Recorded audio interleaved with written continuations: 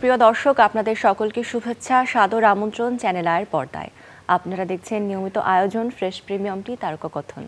তারকা কথনের আজকের এই আয়োজনটি বিশেষ, কারণটি বিশেষ আয়োজনের ঘোষণা আজকে তারকা কথনের মধ্য দিয়ে আপনাদের কাছে আমরা পৌঁছে দিতে চাই। আপনারা জানেন, সঙ্গীতের সাথে আমাদের সম্পর্ক আত্মার। এই আত্মিক সম্পর্কের বাঁধনে আমরা প্রতিটা মানুষ একে অপরের সাথে জুড়ে যাই এই সঙ্গীতের মধ্য দিয়ে। এবং সঙ্গীতের একটি বিশেষ ধারা আমাদের খেয়াল। খেয়ালের বিশেষত্ব হচ্ছে শাস্ত্রীয় সঙ্গীতকে আরও সহজ করে সকলের কাছে পৌঁছে দেওয়া। কিন্তু সেটি যখন আমরা আমাদের নিজের ভাষায় অর্থাৎ বাংলা ভাষায় শুনতে পারি, বুঝতে পারি, গাইতে পারি, এর থেকে বড় প্রাপ্তি আসলে কি হতে পারে? সেই বাংলা খেয়াল নিয়ে আসলে আমাদের এবারের আয়োজন। আপনারা জানেন, প্রতি বছর আমরা বাংলা খেয়াল উৎসবের আয়োজন করে থাকি চ্যানেল আই, যা শুরু হয়েছিল আমাদের সুরকার, আমাদের সঙ্গীতজ্ঞ, আমাদের প্রিয় মানুষ শ্রদ্ধা আজাদ রহমান স্যারের হাত ধরে। তার হাত ধরে এই আয়োজন শুরু হয়েছে এবং এখন পর্যন্ত 12টি বছর আমরা এই আয়োজনের অংশ হিসেবে রয়েছি চ্যানেল আই। এবার 12তম আসরে বাংলা খেয়াল উৎসব আমরা আয়োজন করতে চলেছি। আগামীকাল 31শে জানুয়ারি বিকেল 4টা থেকে শুরু হবে। এই আয়োজনে কী কী থাকছে এবছর সেটি নিয়ে মূলত আজকের আলোচনায় অংশ নিতে আমাদের মাঝে আছেন রাজশাহী বিশ্ববিদ্যালয়ের সঙ্গীত বিভাগের অধ্যাপক ডক্টর রশিদ রয়। শুভেচ্ছা আপনাকে। ধন্যবাদ। এবং সাথে রয়েছেন সেলিনা আজাদ, আমাদের শ্রদ্ধার মানুষ, আমাদের শ্রদ্ধেয় আজাদ রহমান স্যারের সহধর্মিনী। শুভেচ্ছা আপনাকে। ধন্যবাদ। এবং আমাদের প্রিয় সঙ্গীত শিল্পীও বটে। অবশ্যই। প্রতি বছর এই দিনটিতে আসলে খেয়াল উৎসবের আগের দিন আমরা এই আয়োজনের কি কি থাকছে, আমাদের আগ্রহ কি দর্শকদের উদ্দেশ্যে, এগুলো আমরা জানানোর চেষ্টা করি। আজকেও তার ব্যতিক্রম হবে না। শুরুতে আমরা স্মৃতিচারণ যখন করি তখন কিন্তু ওই যে প্রথম কিভাবে শুরু করেছিলাম একটি আয়োজন, সে কথাও আসলে উঠে আসে। এবছরের আয়োজনে কি থাকবে সেগুলো তো শুনবো, তবে ওই শুরুর দিকের আয়োজনের কথাটা শুনতে ইচ্ছা করছে। সেলিনা আজাদ, যদি আপনার কাছে একটু শুনি। একদম প্রথমে যেটা শুরু হয়েছিল বাংলা খেয়াল উৎসব চ্যানেল আইয়ের ছাদ বারান্দায় একদম অত্যন্ত ছোট আকারে হয়েছিল এবং সেই ধারাবাহিকতা এখনও চলছে। এক বছর করে এবার 12তম সুবর্ণ জয়ন্তী, যেটা বলি আমরা, এক যুগ পার করেছি। তো এই এক যুগের মধ্যে কোনো কিছুর কমতি আমি দেখিনি। সবার স্বতঃস্ফূর্ত অংশগ্রহণ হয়েছে এখানে।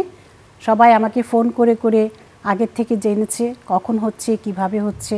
প্রতি বছরের মতন এই বছর আমরা একটা সুন্দর সন্ধ্যা পাবো আশা করছি। আগামীকাল থেকে শুরু হবে এবং আমাদের আয়োজন অত্যন্ত ভালো হবে, আমি অত্যন্ত আশাবাদী। আর চ্যানেল আইকে অত্যন্ত সবসময় আমি ধন্যবাদ জানাচ্ছি, সাধুবাদ জানাই যে এত বড় একটা আয়োজন ওনারা করে থাকেন এবং এই বছরও করছেন। আমাদের শ্রদ্ধেয় আজাদ রহমান স্যারের স্মরণে আসলে এই আয়োজনটি আমাদের, তিনি যে যাত্রাটি শুরু করেছিলেন সেই যাত্রা তার হাত ধরে শুরু হলেও আমরা কিন্তু সে পথে আগাচ্ছি তাকে স্মরণ করে, তাকে ভালোবাসায়, শ্রদ্ধায়। এবং সেই শুদ্ধ সঙ্গীতের যাত্রায় তিনি যে অবদানটি রেখেছিলেন, এই অবদানটি আমাদের জন্য উপহার স্বরূপ। এই উপহারকে আমরা লালন করতে চাই আমাদের মধ্যে, এজন্যই বাংলা খেয়াল উৎসব চলবে। ডক্টর রশিদ রয়, আপনার কাছে একটু জিজ্ঞাসা করব, এই যে খেয়াল, বাংলা খেয়াল, আমাদের সঙ্গীতে বাংলা খেয়ালের গুরুত্বটা নিয়ে শুরুতে যদি একটু শুনি আমরা। নিশ্চয়ই। খেয়াল বিষয়টি হলো শাস্ত্রীয় সঙ্গীত, আমরা যেটাকে রাগ সঙ্গীত বলি, কিংবা কেউ কেউ ধ্রুপদী সঙ্গীতও বলেন, একই অর্থে সমার্থক। তো আমাদের এই উপমহাদেশের যে গান আছে, সেই গানের প্রায় 90% কিন্তু রাগ নির্ভর। রাগ মানে হচ্ছে একটা ভাব, যেটা কেবলমাত্র সুর দিয়ে সৃষ্টি। তো সেই ভাবটাকে একটা বিশেষ পদ্ধতি, একটা বিশেষ ধারায় যখন উপস্থাপন করা হয়, সেটি হচ্ছে রাগ সঙ্গীত। তো রাগ সঙ্গীতের আমাদের বিভিন্ন ধারা আছে, তার মধ্যে ধ্রুপদ আছে, খেয়াল আছে এবং ঠুমরি আছে, এই তিনটি মূল ধারা। তো এই যে খেয়ালের বিষয়টা যদি আমি বলি, খেয়ালের জন্ম কিন্তু 13th সেঞ্চুরিতে হজরত আমির খসরু যে কাওয়ালি গানের বিবর্তনের মাধ্যমে উনি খেয়ালের সূচনা করেছিলেন বলে জানা যায়। কিন্তু তারপরে 15th সেঞ্চুরিতে সুলতান হুসেন শাহ শর্কী কিছু কাজ করেছিলেন খেয়াল গানকে প্রচার করার জন্যে, সমৃদ্ধ করার জন্য।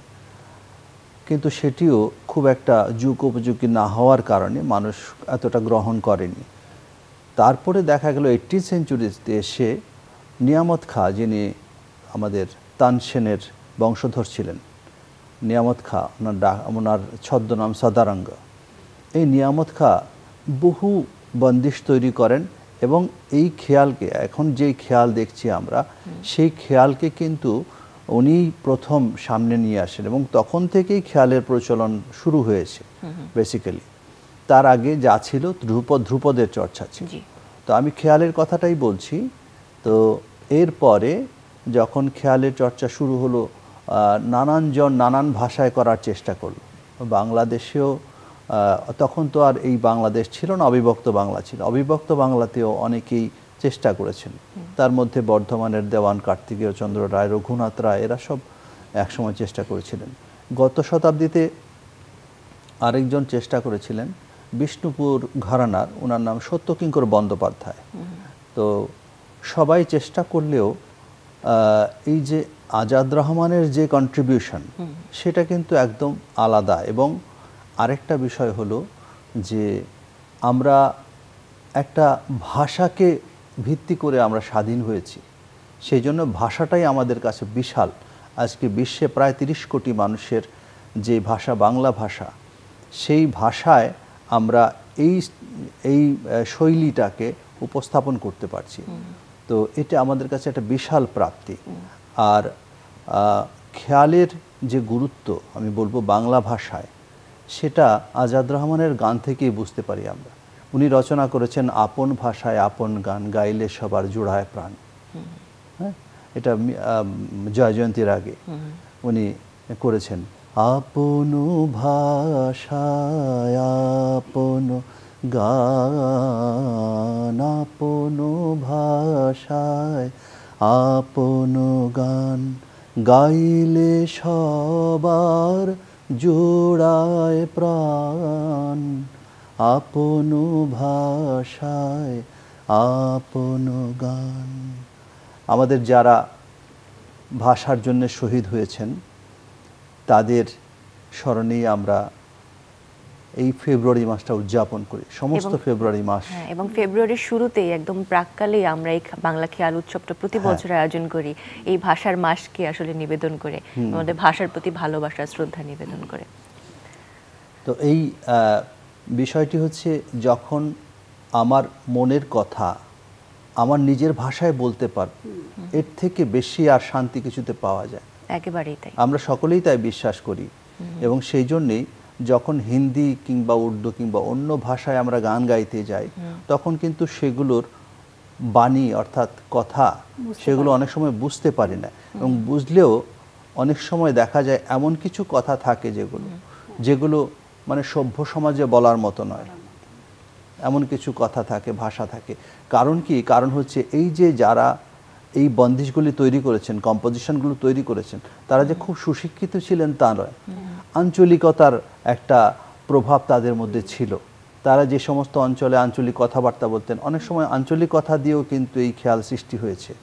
তো সেগুলো থেকে বেরিয়ে আসার জন্যে এই যে নিজের ভাষায় এবং কি বলবো, সভ্য ভাষায় বা ভদ্র ভাষায়, সুন্দর সহজ ভাষায় নিজের মনের কথাকে ব্যক্ত করার যে এই প্রয়াস, এটা আজাদ রহমান না থাকলে বাংলা ভাষায় হতো না।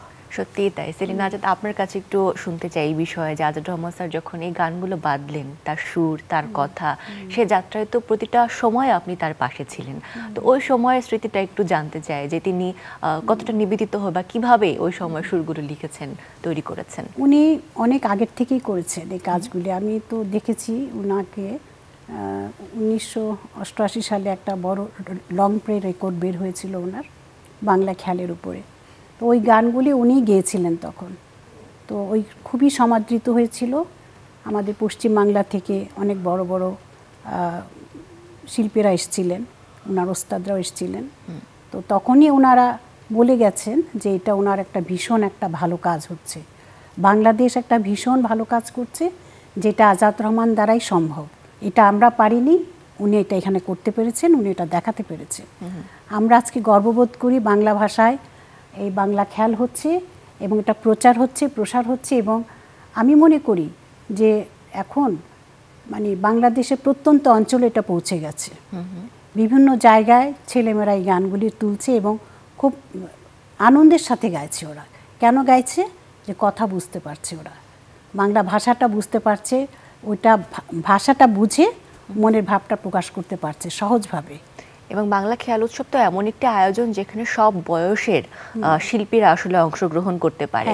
তাই ক্ষুদে শিল্পী থেকে একদম প্রাপ্তবয়স্ক শিল্পী পর্যন্ত সকলের এত বড় আয়োজনের অংশ হতে তো একটা রিহার্সালের নিশ্চয়ই প্রয়োজন হয়, একটা প্রিপারেশনের দরকার থাকে। এটা তো হচ্ছেই, এটা মানে এটা আমার বাসায় হয়, এবং আগে তো উনি যখন বেঁচে ছিলেন এটা বিশাল আকারে হতো, বিশাল আকারে হতো, অনেক শিল্পীদের নিয়ে, স্কুল কলেজ ইউনিভার্সিটি সবাইকে নিয়ে, ছোট বড় সবাইকে নিয়ে হতো।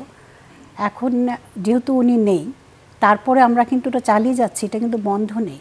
আচ্ছা, এটা একটা বিশাল ব্যাপার, এবং আমি তো চ্যানেল আইকে অনেক ধন্যবাদ জানাবো যারা পৃষ্ঠপোষকতা করে আসছেন, যারা পিছনে কাজ করছেন সবাইকে, যে এই জিনিসটার ধারাবাহিকতা রক্ষা করা, হ্যাঁ এই ধারাটাকে রক্ষা করা কিন্তু খুব একটা কঠিন কাজ, বিশেষ করে আমাদের দেশে যেখানে অনেক রকমের কথাবার্তা হয়, অনেক সমালোচনা হয়, তারপরে ওনারা এই জিনিসটাকে প্রতিষ্ঠা করতে পেরেছেন, এবং আমরা প্রতি বছর এই উৎসবটা পালন করে আসছি। এই বছর 12তম উৎসব, এটা আমাদের কি বলবো, আমাদের একটা জয়ের ব্যাপার, তাই না?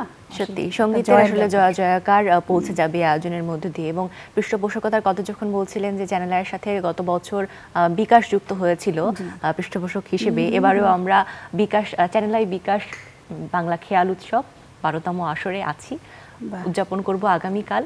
আশা করি আপনারা সকলে পর্দার ওপারে এবং যারা সশরীরে পারবেন আমাদের সাথে উপস্থিত থাকবেন।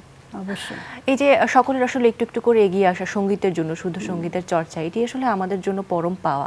স্যার আপনার কাছে একটু শুনবো, আগামীকাল তো আপনাকেও আমরা পাচ্ছি এই আয়োজনে, তো সেখানে আপনি আমাদের জন্য কি পরিবেশন করবেন বা কি প্রিপারেশন নিচ্ছেন? আমাদের রাগ সঙ্গীতের বেশ কিছু ধারা আছে, একটু আগেই বলছিলাম যে ধ্রুপদ, খেয়াল, ঠুমরি, এছাড়াও কিছু ধারা আছে, যেমন তাড়ানা, টপ্পা, তারপর দাদরা, কাজরি, চৈতি, এগুলো সবগুলোই কিন্তু রাগ সঙ্গীতের ধারা। তো এর মধ্যে প্রায় সবগুলোতেই কিন্তু শ্রদ্ধেয় সঙ্গীতজ্ঞ আজাদ রহমান কম্পোজিশন তৈরি করে রেখে গেছেন। উনি যেই গাছ লাগিয়ে গেছেন সেটা আমাদের চর্চা করতে হবে বা নার্সিং করতে হবে, করে এটাকে ফলবতী করতে হবে, সেই ফল মানুষকে বিতরণ করতে হবে। তো আমি সেই চেষ্টাই করে যাচ্ছি। আগামীকাল আমি আশা করছি মালকোষ রাগে একটি বাংলা খেয়াল গাইব এবং তার সঙ্গে একটি তারানা গাইব। তারানার বিষয়টি হচ্ছে, তারানা এমনই একটি গীতিশৈলী যেখানে এক সময় কিছু কিছু অর্থবোধক শব্দ ব্যবহার করা হতো, কিন্তু প্রায় সবটাই নিরর্থক, রি রে না না, তুম তানা দে রে না, এই সমস্ত। তারপরে কিছুকাল পরে এই অর্থবোধক শব্দ, মানে শেষের দিকে একটা অর্থবোধক শব্দ থাকতো, সেই অর্থবোধক শব্দটা বাদ দিয়ে শুধু রি রে না, তোম তানা দিয়েই, দের দের তানা, এগুলো দিয়েই কম্পোজিশন করা হতো।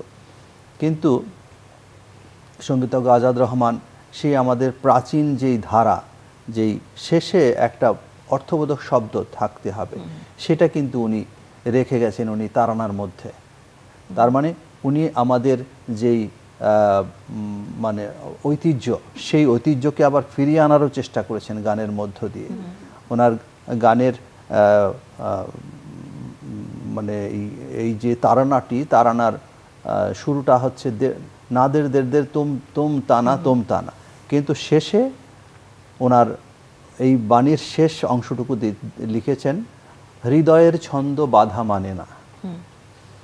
তো এই জন্যই এটা একটি বিশেষ ধরনের রচনা, আমি সেটি কালকে গাওয়ার চেষ্টা করব। বাহ, পর্দায় নিশ্চয়ই দর্শকরা সেই পরিবেশনাটি দেখতে পারবে এবং তারা উপভোগ করবে। আপনি যে এখন ডেমনস্ট্রেশন একটা দিলেন, তার সাথে আসলে যোগসূত্র তখনই আরো খুব ভালোভাবে তৈরি হবে। আমরা যদি বর্তমান মিউজিক নিয়ে একটু কথা বলি, যে এখন তো স্যার আপনি একটা সঙ্গীত বিভাগে অধ্যাপনা করছেন সেখানে, তো সেখানে মানুষ সঙ্গীত নিয়ে ইন্টারেস্টেড বলেই তারা সেখানে ভর্তি হয়েছে। তো বর্তমানে শাস্ত্রীয় সঙ্গীতটার অ্যাকসেপ্টেন্সি আমাদের সঙ্গীত শিল্পীদের মধ্যে কতটা থাকে, আপনি কেমন দেখেন সেটি?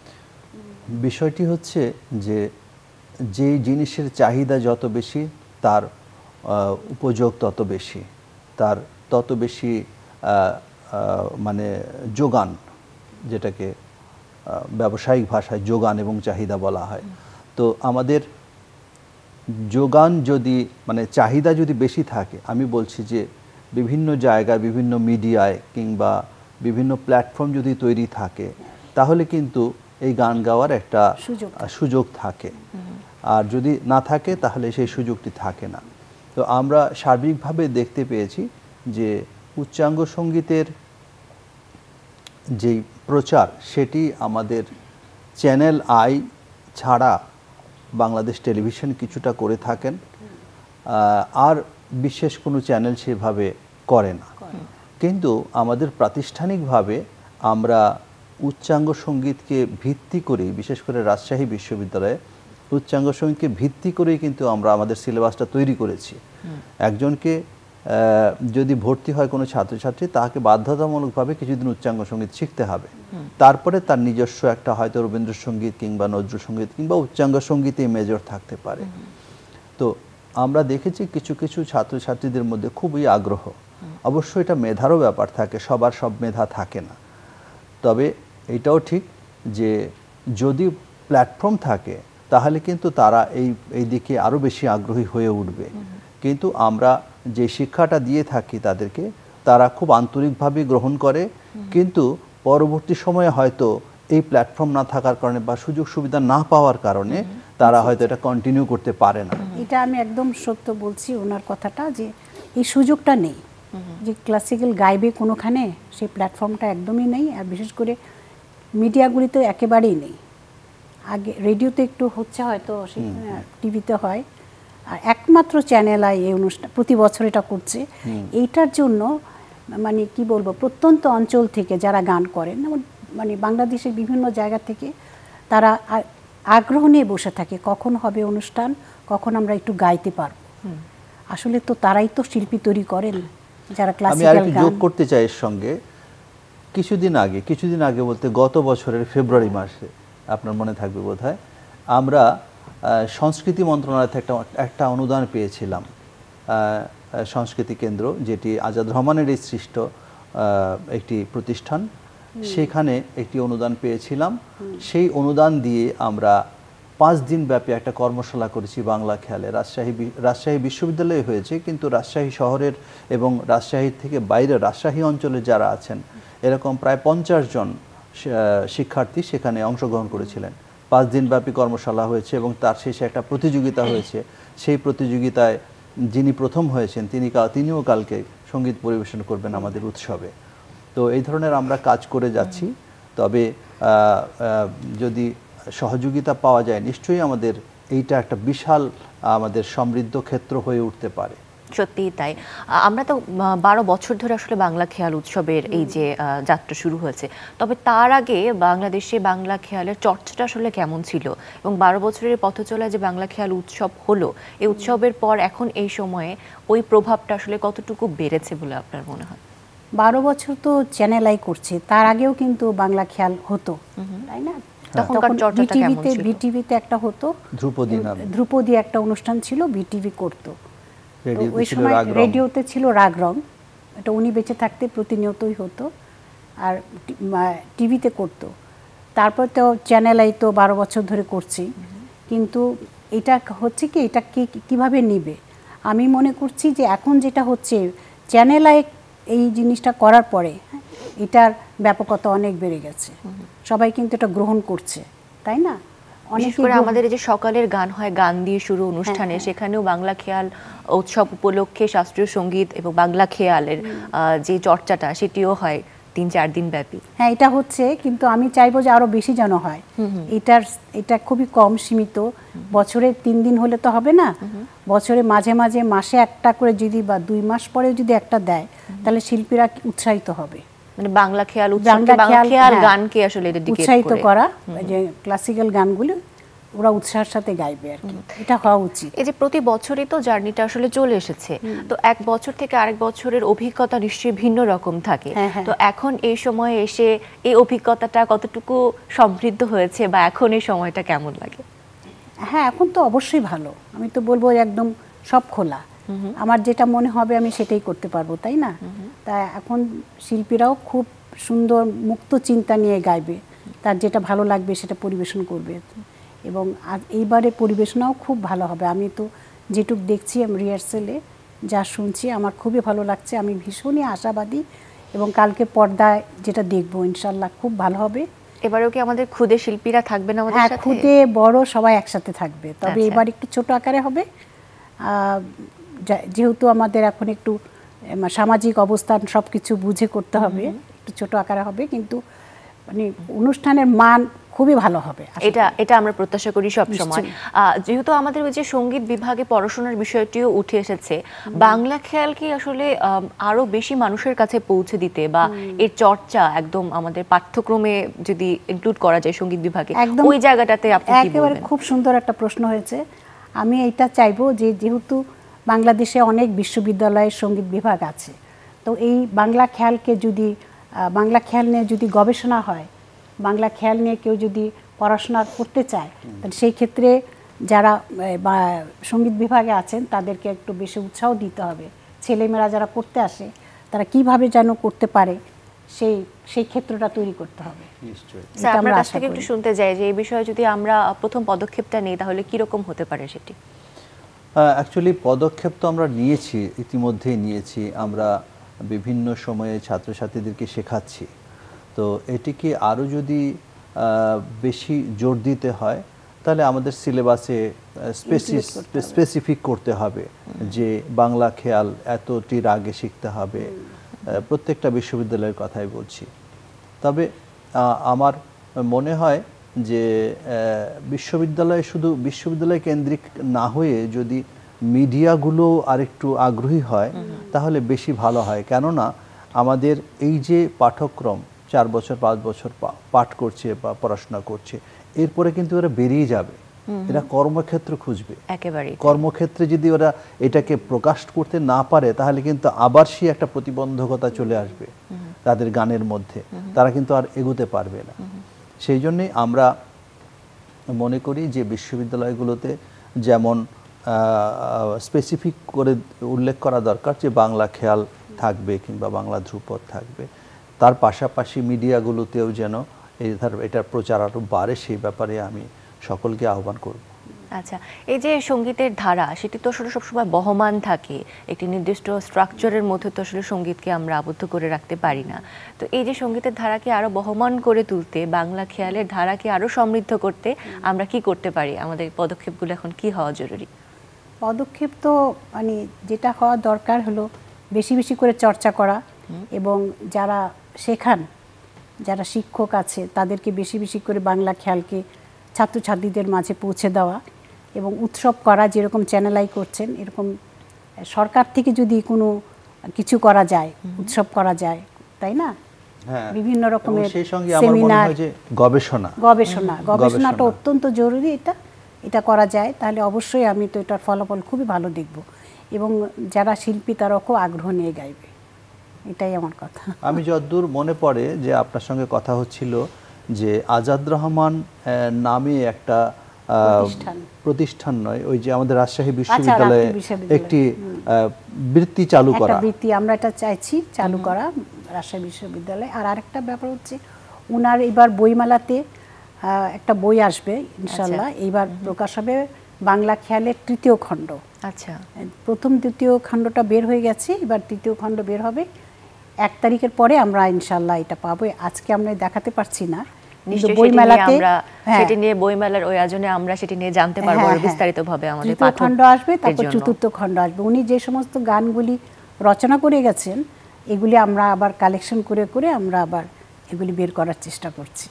অনেক অনেক ধন্যবাদ। এভাবেই বাংলা খেয়ালের চর্চা দিন দিন বেড়ে যাক এবং সেটি যেন বইয়ের মাধ্যমে আমাদের পাঠকদের মাঝেও পৌঁছে যেতে পারে। যারা শিক্ষার্থীরা আছে তার যে শিক্ষার্থীরা রয়েছেন, স্টুডেন্টরা রয়েছেন, সকলের কাছে আসলে তার চিন্তাগুলো, তার ভাবনাগুলো, তার কাজগুলো উঠে আসুক সকলের সামনে। অবশ্যই। আমরা আয়োজন থেকে বিদায় নিতে চাই স্যার, আপনার কণ্ঠে একটু ছোট্ট করে 2 লাইনের গান শুনে। প্রিয় দর্শক, আজকের এই আয়োজন থেকে বিদায় নিচ্ছি। সকলে ভালো থাকুন, সুস্থ থাকুন, বাংলা সঙ্গীতের সাথে থাকুন, এই প্রত্যাশা করি। সঙ্গীতজ্ঞ আজাদ রহমানের সর্বশেষ সৃষ্টি সুরে সুরে তালে তালে গাইতব জয়গান। ওনার গানের কিন্তু অধিকাংশই আমি লক্ষ্য করেছি স্রষ্টার প্রতি নিবেদন, এবং উনি মানে কতটুকু ডিভোটেড ছিলেন সেটা বলে বোঝানো যাবে না। উনি যখন রাজশাহীতে যেতেন আমাকে বলতেন, তুমি আমাকে একটা শুধু হারমোনিয়াম দাও, আর কিছু লাগবে না, খাওয়া দাওয়া না দিলেও চলবে, আমাকে একটা হারমোনিয়াম দিও আমার। এবং ওনার বিছানায় হারমোনিয়ামটা থাকতো, অন্য কোথাও নয়। তো উনি যখন আমাদের ছেড়ে চলে যান তার কয়েকদিন আগে আমি ফোন করেছিলাম, তো উনি বললেন যে আমি তো অসুস্থ। তাই আমি বললাম যে গান টান কিছু লেখেননি? উনি বললেন যে হ্যাঁ লিখছি। তো আমাকে বলছেন যে তুমি একটু তুলে নাও গানটা। এটি কিন্তু ওনার লাস্ট গান ছিল দরবারি কানারার আগে। গানটি ছিল এরকম: সুরে সুরে তালে তালে গাই তব জয় গান, সুরে সুরে তালে তালে গাই তব জয় গান, শান্তি সুরধারায় ভরা থাক সবার প্রাণ, সুরে সুরে তালে তালে গাই তব জয় গান। বিশ্ব উতলা হাল ধরো তুমি, তোমার সৃষ্টি রক্ষা করো তুমি, অপরাধ হলে ক্ষমা করো মহামহিয়ান, সুরে সুরে তালে তালে গাই তব জয় গান, সুরে সুরে তালে তালে গাই তব জয়